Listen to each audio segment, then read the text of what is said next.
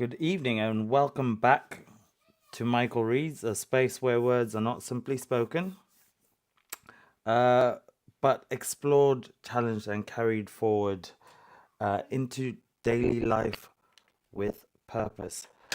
Tonight, we continue our journey through meditations and we arrive at Book 9, a passage that asks more from us than comfort ever could, inviting reflection on discipline, responsibility, and the quiet strength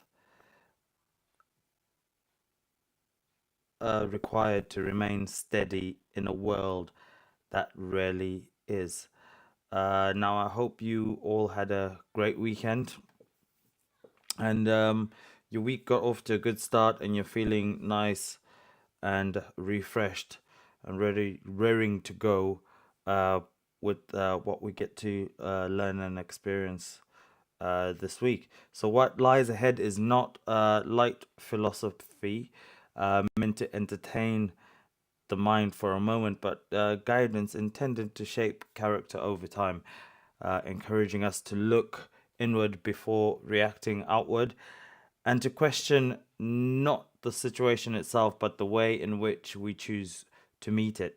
Life will present obstacles, people will behave in ways we may not understand, and circumstances will unfold without our permission. Yet, within all of that uncertainty lies one constant: the ability to decide who we become in response to it all. So before we go any further, take a moment to ground yourself in intention. If you are committed to growth, focused on strengthening your mindset, and serious about building discipline that lasts beyond motivation, then act on that commitment right now. Support the channel by liking the stream, subscribe for more, and share this message with someone who would benefit from it. Stay present throughout, engage with what resonates, and allow these ideas to settle deeply rather than passing by unnoticed. Right, as we step into book 9, we are reminded of a principle that sits at the center of Stoic thought. Disturbance does not come from events themselves, but from the meaning we assign to them. So external situations unfold as they will, shaped by countless forces beyond our control. Yet the internal response remains ours to command, shaped by perception, judgment, and awareness. Encounters with difficulty often reveal more about our expectations than they do about reality, exposing the gap between how we wish things to be and how they truly are. So, in this space, frustration tends to grow, not because the world has wronged us, but because we resist accepting its nature. So, with that brief introduction, we will get into the reading of Book 9 from Meditations by Marcus Aurelius. If you do have a copy, please follow and you can point out any mistakes that I make. But if you do not have a copy, just sit back and just like me, make yourself a nice cup of tea or a coffee and yeah, and just listen in. Book 9. He who acts unjustly acts with disrespect toward God. For since the universal nature has made rational animals for the sake of one another to help one another according to their needs, but in no way to injure one another, he who transgresses God's will is clearly guilty of irreverence towards the highest divinity. And he too who lies is guilty of irreverence to the same divinity. For the universal nature is the nature of things that are, and things that are have a relation to all things that come into existence. Any further, this universal nature is named truth, and is the prime cause of all things that are true. He then who lies intentionally is guilty of irreverence, inasmuch as he who acts unjustly by deceiving, inasmuch as he is at variance with the universal nature, and inasmuch as he disturbs the order by fighting against the nature of the world. For he who fights against it, who is moved by himself to that which is contrary to truth, had received powers from nature, though through the neglect of which he is not able now to distinguish falsehood from truth. And indeed, he who pursues pleasure as good and avoids pain as evil is guilty of irreverence. For For of necessity such a man must often find fault with the universal nature, alleging that it assigns things to the bad and the good contrary to what they deserve, because frequently the bad are in the enjoyment of pleasure and possess the things which procure pleasure, but the good have pain for their share and the things which cause pain. And further, he who is afraid of pain will sometimes also be afraid of some of the things which will happen in the world, and even this is irreverence. And he who pursues pleasure will not abstain from injustice, and this is plainly irreverence. Now, with respect to the things towards which the universal nature is equally affected, for it would not have made both unless it was equally affected towards both. Towards these, then, who wish to follow nature should be of the same mind with it and equally affected. With respect to pain, then, and pleasure, or death and life, or honor and dishonor, which the universal nature employs equally, whoever is not equally affected is manifestly acting irreverently. And I say that the universal nature employs them equally, instead of saying that they happen alike to those who are produced in a continuous series and to those who come after them by virtue of a certain original movement of trust in God, according to which it moved from a certain beginning to this ordering of things, having conceived certain principles of the things which were to be, and having determined powers productive of beings and of changes and of such like successions. It will be a man's happiest day to depart from mankind without having had any taste of lying and hypocrisy and luxury and pride. However, to breathe out one's life when a man has had enough of these things is the next best voyage, as the saying is. Have you determined to abide with vice, and have not experienced enough yet to induce you to fly from this disease? For the destruction and understanding is a disease, much more indeed than any such corruption and change of this atmosphere which surrounds us. For this corruption is a disease of animals so far as they are animals, but the other is a disease of men so far as they are men. Do not despise death, but be well content with it, since this too is one of those things which nature wills, for such as it is to be young and to grow old, and to increase and to reach maturity, and to have teeth, a beard, and grey hairs, and to reproduce and to bring forth children, and all other natural operations which the seasons of your life bring, such also is dissolution. This, then, is consistent with the character of a reflecting man, to be neither careless nor impatient nor contemptuous with respect to death, but to wait for it as one of the operations of nature. As you now wait for the time when the child shall come out of your wife's womb, so be ready for the time when your soul shall fall out of this envelope.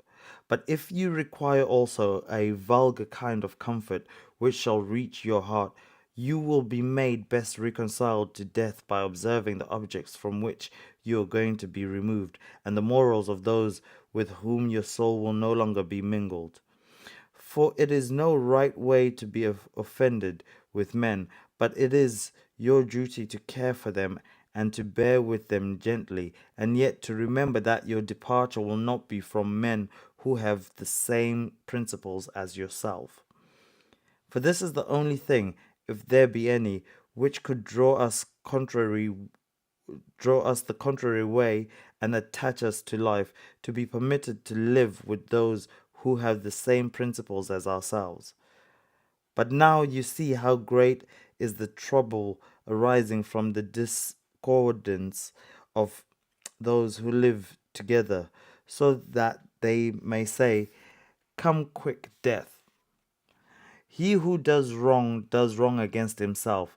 He who acts unjustly to himself, because he makes himself bad.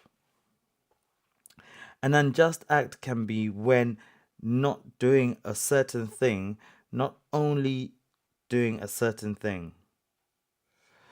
Your present opinion founded on understanding, and your present conduct directed to social good, and your present disposition of contentment with everything which happens, that is enough. Wipe out imagination, check desire, extinguish appetite, keep the ruling faculty in its own power. Among the animals which have no reason, one's life is distributed, but among reasonable animals, one intelligent soul is distributed, just as there is one earth. All things which are in your nature, we all see by one light and breathe one air. All of us that have the faculty of vision have life.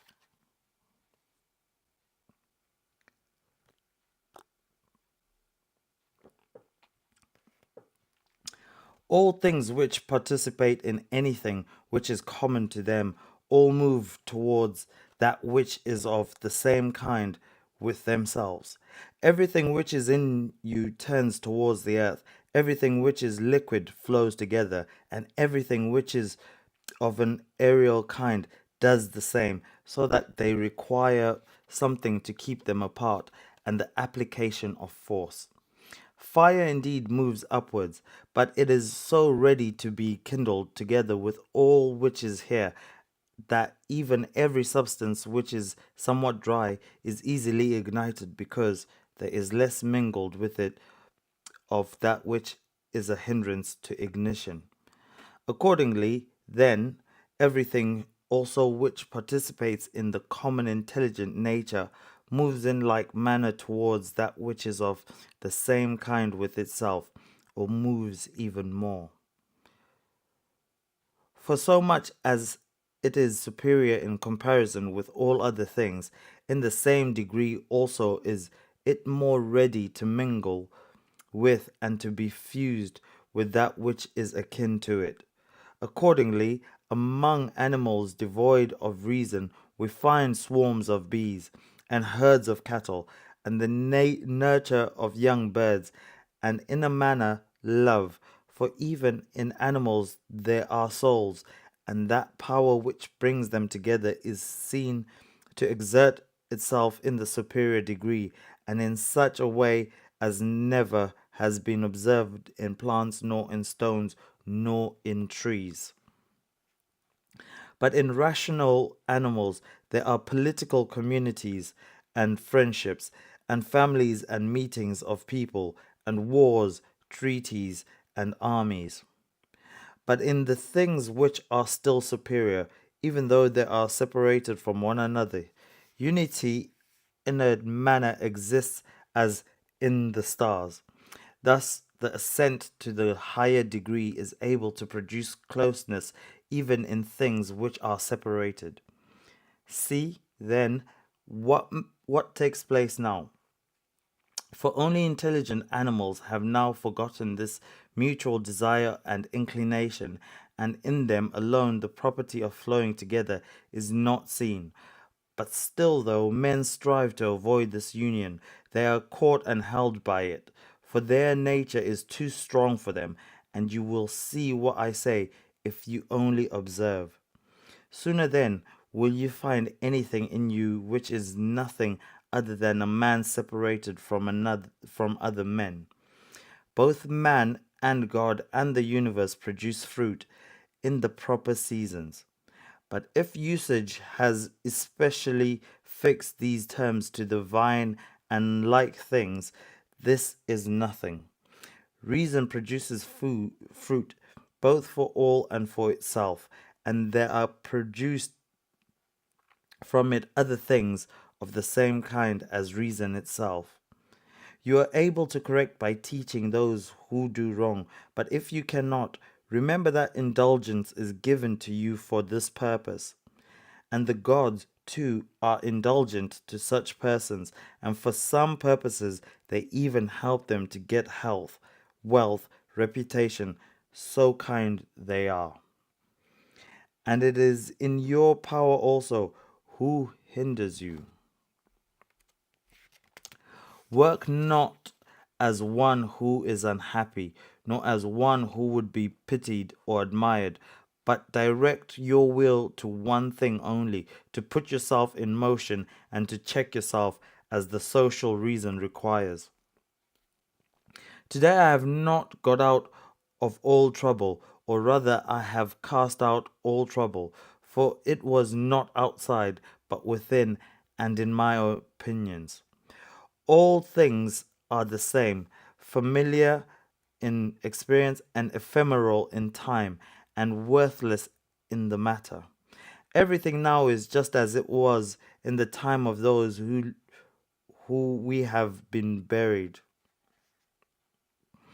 Things stand outside of us, themselves by themselves, neither knowing of themselves nor expressing any judgment. What is it then which does judge about them? The ruling faculty. Not in passivity, but in activity lie the evil and the good of the rational social animal, just as his virtue and his vice lie not in passivity, but in activity. For the stone which has been thrown up is no evil to come down, nor indeed any good to have been carried up. Penetrate inwards into men's leading principles, and you will see what judges you are afraid of, and what kind of judges they are of themselves. All things are changing, and you yourself are in continuous mutation, and in a manner in continuous destruction, and the whole universe too. It is your duty to leave another man's wrongful act there where it is. Termination of activity, cessation from movement and opinion, and in a sense their death is no evil. Turn your thoughts now to the consideration of your life as a child, as a youth, your manhood, your old age, for in these also every change was a death. Is this anything to fear? Turn your thoughts now to your life under your grandfather, then to your life under your mother, then to your life under your father. And as you find many other differences and changes and terminations, ask yourself, is this anything to fear? In like manner, then, neither are the termination and cessation and change of your whole life a thing to be afraid of.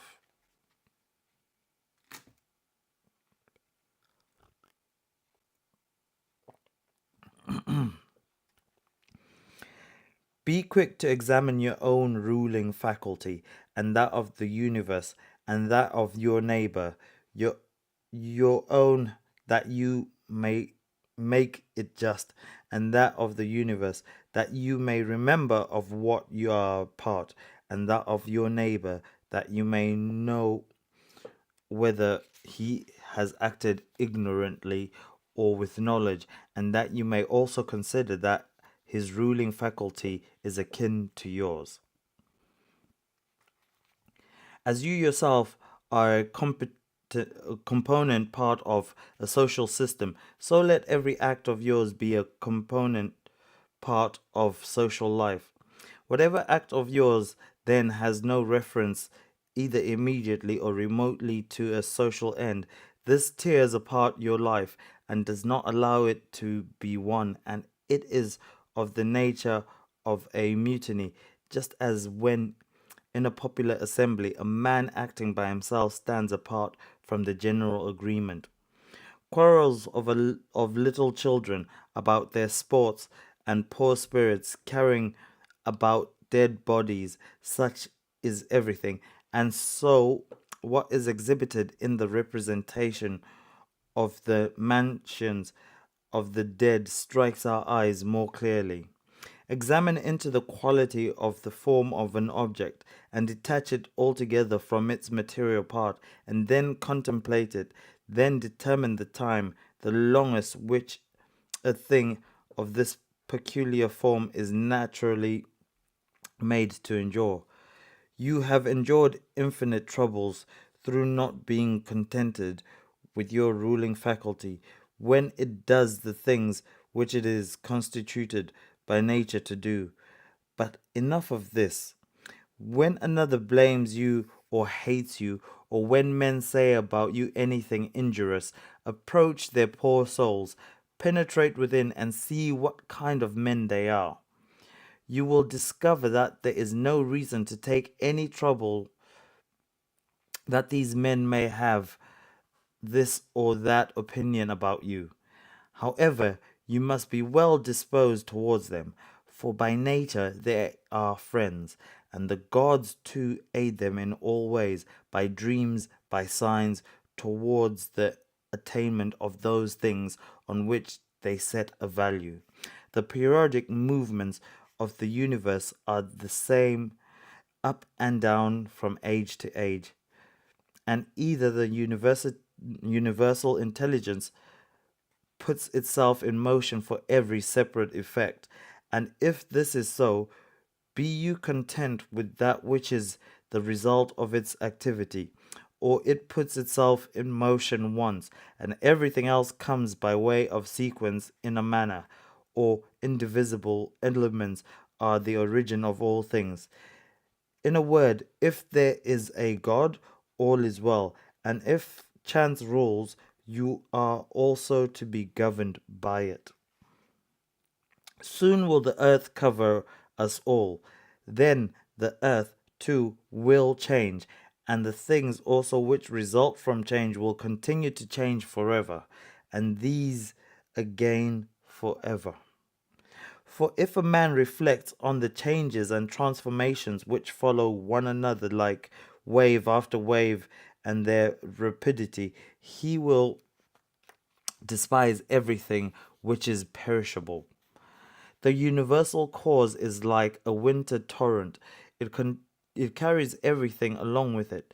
But how worthless are all these poor people who are engaged in matters political and, as they suppose, are playing the philosopher. All nonsense.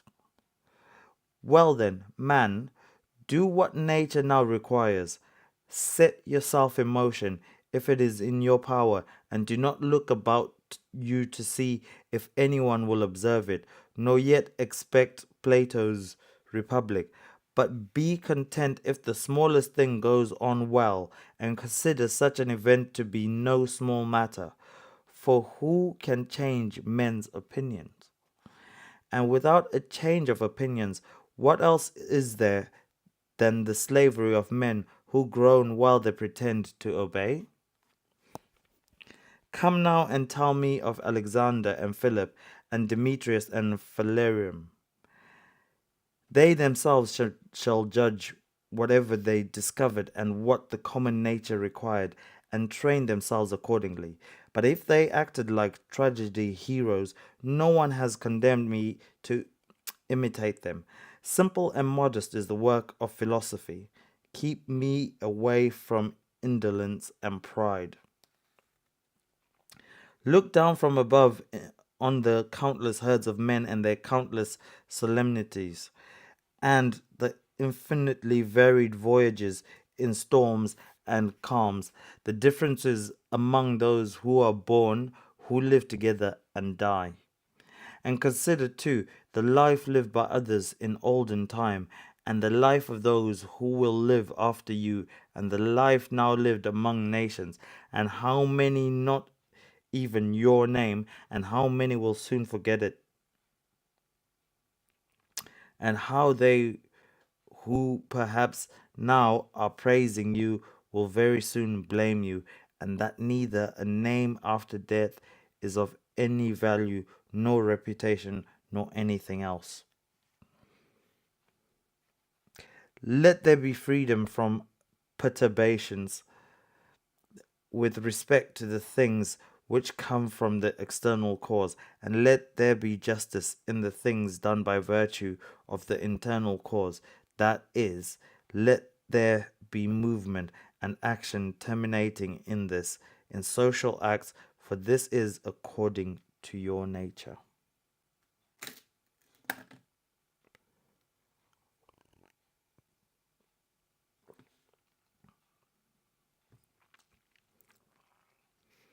You can remove out of the way many useless things among those which disturb you, for they lie entirely in your opinion, and you will then gain for yourself ample space for comprehending the whole universe in your mind, and by contemplating the eternity of time and observing the rapid change of everything.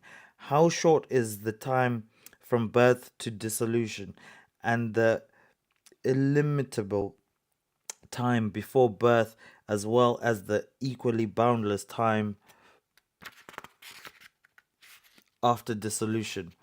All that you see will quickly perish, and those who have been spectators of its dissolution will very soon perish too. And he who dies at an extreme old age will be brought into the same condition with him who died prematurely. What are these men's leading principles, and about what kind of things are they busy, and for what kind of reasons do they love and honor? Imagine that you see their poor souls laid bare. They think that they do harm by their blame or good by their praise. What an idea! Loss is nothing else than change, but the universal nature delights in change, and in obedience to her all things are now done well, and from eternity have been done in like form, and will be in time without end. What then do you say? That all things have been and all things always will be bad, and that no power has ever been found in so many gods to rectify these things, but the world has been condemned to be found in never ceasing evil. The rottenness of the matter, which is the foundation of everything, water, dust, bones, filth, or again marble rocks, and skin of the earth, and gold and silver, and the sediments and garments, only bits of hair and purple dye, blood, and everything else of the same kind, and that which is of the nature of breath is also another thing of the same kind, changing from this to that. Why are you so disturbed? What is there new in this? What unsettles you? Is it the form of the thing? Look at it. Or is it the matter? Look at it. But besides these, there is nothing. Towards the gods, then, now become at last simpler and better. It is the same whatever we examine these things for 100 years or three. If any man does wrong, the harm is his own. Either all things proceed from one intelligent source and come together like one body, and we shouldn't find fault with what is done for the benefit of the whole. For there are only atoms and nothing else than mixture and dispersion. Why then are you disturbed? Say to the ruling faculty, Are you dead? Are you corrupted? Are you playing the hypocrite? Are you becoming a beast? Do you herd and feed with the rest? Either the gods have no power or they have power. If then they have no power, why do you pray to them? But if they have power, why do you not pray to them to give you the faculty of not fearing any of the things which you fear, or of not desiring any of the things which you desire, or not being pained by anything, rather than pray that any of these things should not happen or happen? For certainly, if they can cooperate with men, they can cooperate for these purposes. But perhaps you will say, the gods have placed them in your power. Well, then, is it not better to use what is in your power like a free man than to desire in a slavish and abject way what is not in your power? And who has told you that the gods did not aid us even in the things which are in our power? Begin then to pray for such things, and you will see.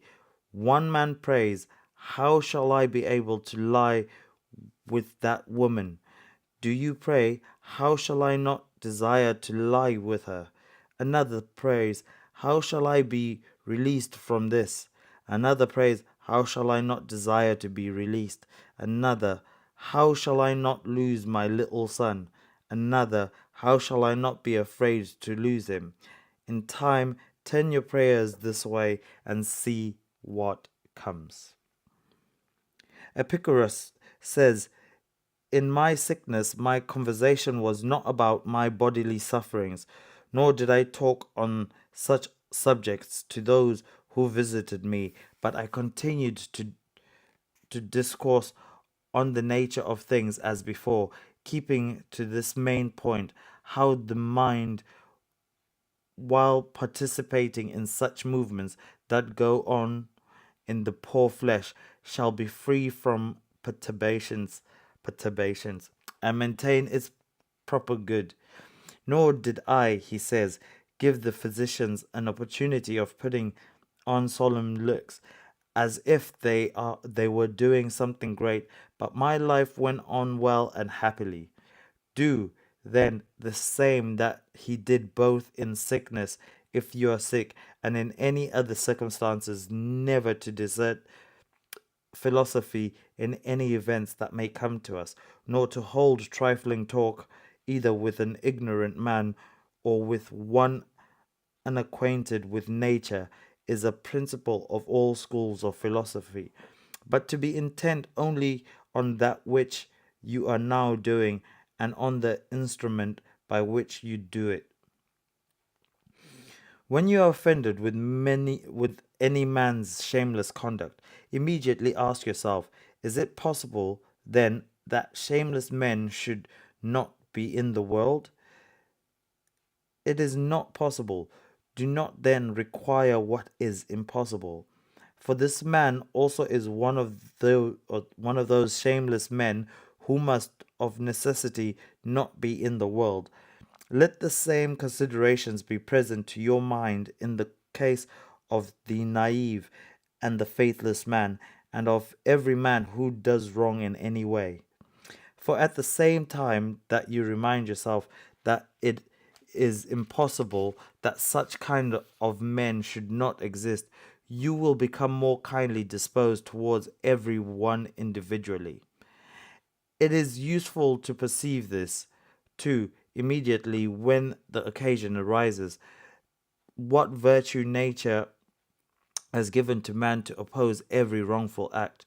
For she has given to man, as an antidote against the stupid man, mildness, and against any other kind of man some other power. And in all cases, it is possible for you to correct by teaching the man who has gone astray. For every man who errs misses an object and is gone astray. Besides this, where have you been injured? For you will find that no one among those against whom you are irritated has done anything by which your mind could be made worse. But that which is evil to you and harmful has its foundation only in the mind. And what harm is done, or what is there strange, if the man who has not been instructed does the acts of an uninstructed man? Consider whether you should not rather blame yourself because you did not expect such a man to make a mistake in such a way, for you had means given to you by your reason to suppose that it was likely that he would commit this error, and yet you have forgotten and are amazed that he has erred. But most of all, when you blame a man as faithless or ungrateful, turn to yourself. For the fault is manifestly your own, whether you did trust that man who had such disposition would keep his promise, or when conferring your kindness, you did not confer it absolutely, nor yet in such a way as to have received from your very act all the profit. For what more do you want when you have done a man a service? Are you not content that you have done something conformable to your nature, or do you seek to be paid for it? Just as if the eye demanded a recompense for seeing, or the feet for walking. For as these members are formed for a particular purpose, and by working according to their several constitutions, obtain what is their own, so also a man is formed by nature to acts of benevolence, when he has done anything benevolent, or in any other way conducive to the common interest, he has acted conformably to his constitution, and he gets what is his own.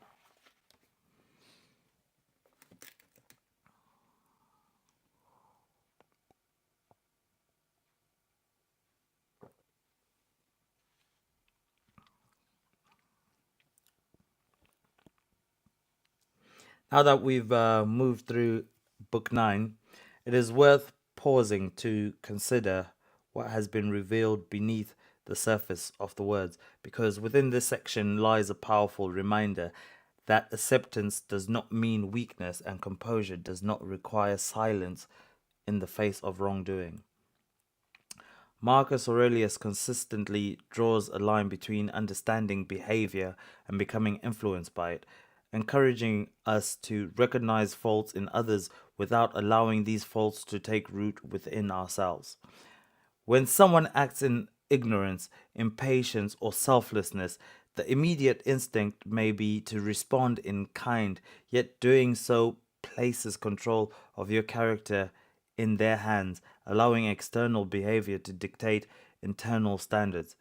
So, true discipline is found in maintaining alignment with your values, regardless of the environment, choosing integrity even when it is not returned, and holding steady when it would be easier to mirror negativity. Another idea presented throughout the book centers on expectation and the way it shapes emotional response. Disappointment often arises when imagined version of reality it arises from an imagined version of reality where people behave as we think they should. um, Situations unfold according to our preferences, and outcomes align neatly with effort. When that imagined version fails to appear, frustration takes its place, not because reality is flawed, but because expectation was misplaced. Understanding human nature allows for a shift in perspective, replacing surprise with awareness and transforming irritation into purpose. When you anticipate imperfection, you are less likely to be shaken by it and more prepared to navigate it with clarity. There's also a strong emphasis on personal responsibility, a theme that runs deeply through Marcus Aurelius's reflections. Blame offers temporary relief, yet it removes power, placing control outside of yourself and into circumstances that cannot be changed. Ownership, on the other hand, restores agency, allowing you to focus on what can be shaped, your thoughts, your actions, and your direction moving forward. Every moment presents a decision point, an opportunity to respond with intention rather than impulse, and to act in alignment with the person you aim to become. Consider how often reactions are driven by habit rather than awareness. A comment triggers irritation, a delay creates impatience, or an inconvenience sparks frustration, and before long, emotion takes control without conscious permission. Book 9 challenges this pattern by encouraging observation before reaction, creating space between stimulus and response, and allowing reason to guide behavior rather than instinct. Within that space lies growth because it is there that choice becomes visible. Another important discussion point revolves around purpose and contribution.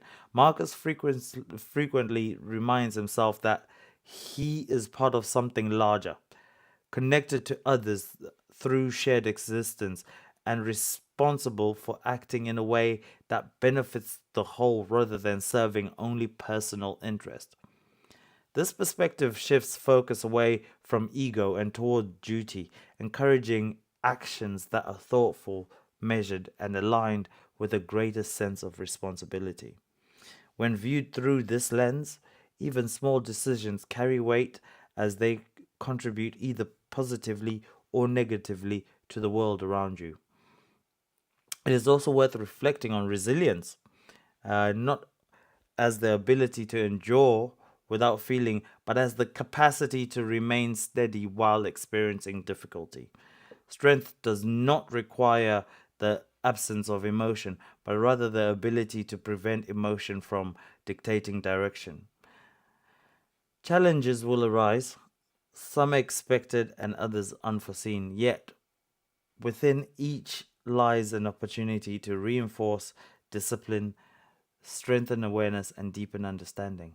So, growth is rarely found in comfort, and progress often emerges through moments that test patience, perspective, and control. Ask yourself honestly, are your actions consistent with your principles, or do they shift depending on circumstances? Do you remain grounded when tested, or do you adapt your behavior to match the energy around you? These questions are not meant to judge, but they're meant to illuminate areas for improvement, offering clarity where attention should be directed. Now, if this message has resonated with you, if these ideas have challenged your thinking or sharpened your awareness, then take that as a signal to act. Support the channel, please, by liking the stream, subscribing for continued growth, and sharing this with someone who would benefit from a shift in perspective. Commit to applying what you have heard, not just tonight, but consistently over time, because understanding without action leads absolutely nowhere. Thank you for being present, for engaging with these ideas, and for choosing growth in a world that often encourages distraction.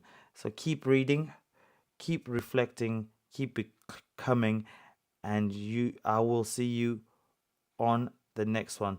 Thank you for joining me here live on Michael Reads. Ta-da.